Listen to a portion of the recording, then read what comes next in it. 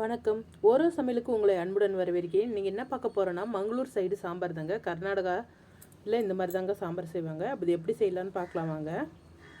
அதுக்கு தனியா 2 table spoon, சீரகம் 1 டேபிள் ஸ்பூனு, உளுந்தப்பருப்பு, கடலைப்பருப்பு, வெந்தயம் இதெல்லாம் கால் டேபிள் ஸ்பூனு, காரத்துக்கு ஏற்ற மாதிரி மிளகாய் இதெல்லாம் ட்ரை ரோஸ்ட் பண்ணிக்கணுங்க. எண்ணெய் எதுவும் ஊற்றாமல் அப்படியே வெறுமனவே வறுத்துக்கணும். இப்படி வறுத்து சேர்க்கறதுனால சாம்பார் வந்து நல்லா மணமாகவும் வாசனையாகவும் இருக்கும். நல்லா வறுத்துக்கணும்.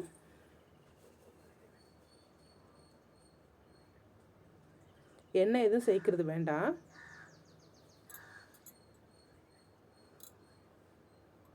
இப்போ நல்லா கலர் மாறுறது தெரியுது பாருங்கள். கலர் மாறின உடனே நம்ம ஸ்டவ் ஆஃப் பண்ணிவிட்டு வேறு பிளேட்டுக்கு மாற்றிக்கலாம். பட்டு பட்டுன்னு வெடியுது பாருங்கள். இது ஆறுனதுக்கு அப்புறமா நம்ம மிக்சியில் போட்டு அரைச்சி எடுத்துக்கலாம்.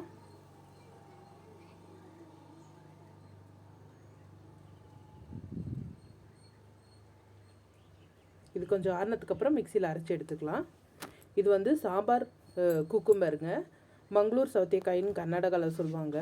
கேரளா சைடு கர்நாடகா பக்கம்லாம் இந்த வெள்ளரிக்காவை வந்து சாம்பார் செய்வாங்க. தோலோடவே சின்ன சின்ன பீஸாக கட் பண்ணிவிட்டு, கொஞ்சம் மீடியம் பீஸாக இருக்கட்டும், ரொம்ப சிறுசாக வேண்டாம். இந்த மாதிரி விதையெல்லாம் எடுத்துகிட்டு, வெள்ளரி விதை மாதிரி இருக்கும், எடுத்துகிட்டு இதில் கட் பண்ணி கழுவி வச்சுட்டு, கொஞ்சம் தண்ணி, கொஞ்சம் உப்பு, கொஞ்சம் மஞ்சத்தூள் இதெல்லாம் சேர்த்து நம்ம வேக வச்சு எடுத்துக்கலாம். இப்போ கொஞ்சம் தேங்காவும் இந்த மசாலாவும் ஃபஸ்ட்டு மிக்சியில் கொரப்பாக அரைச்சிட்டு அப்புறம் தேங்காய் சேர்த்துட்டு நைஸாக அரைச்சி எடுத்துக்கலாம். இது வந்து வெங்காயம் தக்காளி எதுவுமே சேர்க்காம தான் இந்த குழம்பு செய்வாங்க. நான் இப்போ ஒரே ஒரு தக்காளி மட்டும் சேர்த்துக்கிறேன். காய் வெந்ததும் இந்த மசாலா போட்டோடனே ஒரு தக்காளியை சின்ன சின்ன பீஸாக கட் பண்ணி சேர்த்துக்கலாம். இப்போ பாதி அளவு வெந்திருக்கு.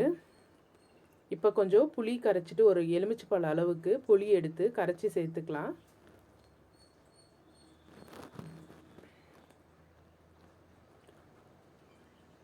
இப்போ பருப்பு கடையக்கூடாது, வேக வச்சு மட்டும் எடுத்துக்கணும். வேக வச்ச பருப்பும் இதில் சேர்த்துக்கலாம். காய் நல்லா வெந்ததும் இப்போ ஒரு சின்ன பீஸ் வெல்லம் இது சேர்த்தாதான் நம்மளுக்கு அந்த டேஸ்ட் கிடைக்கும், கர்நாடகா சாம்பார் டேஸ்ட்டு. உப்பு பத்தலை, அதனால் கொஞ்சம் உப்பு சேர்த்துக்கிறோம் டேஸ்ட் பார்த்துட்டு. நீங்கள் வெல்லம் வேணான்னா கூட இந்த ஸ்டேஜில் வந்து வெல்லத்தை ஸ்கிப் பண்ணிடலாம். இப்போ நல்லா கொதித்ததும் சாம்பார் வந்து தாளிச்சிக்கலாம். தாளிக்கிறதுக்கு கொஞ்சம் கடுகு, சீரகம், பெருங்காயம், 2 காஞ்ச மிளகாய், கருவேப்பிலை சேர்த்துட்டு இதை தாளித்து விட்டுக்கலாம். இது வந்து ரைஸு சாம்பார் எல்லாத்துக்குமே ரொம்ப நல்லாயிருக்கும். இட்லி தோசைக்கு கூட சூப்பராக இருக்கும்.